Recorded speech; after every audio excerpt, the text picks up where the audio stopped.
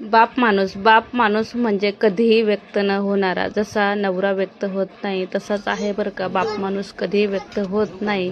परंतु बापाची परिस्थिती हालाकीची असू द्यात किंवा खूप प्रसिद्ध पदावरती बाप असू द्यात, बाप कधीच स्वतःचं कौतुक किंवा स्वतः खूप आनंदात आणि मुलांना खूप दुःखी ठेवण्याचा प्रयत्न करत नाही आहे.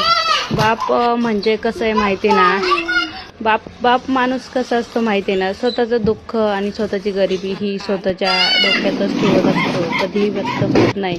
मग मुलांना कुठल्याही गोष्टी स्वतःला कुठली गोष्ट नसेल तरी चालेल, पण मुलांना गोष्ट घेतल्याशिवाय राहणार नाही, त्याला म्हणतात बाप माणूस.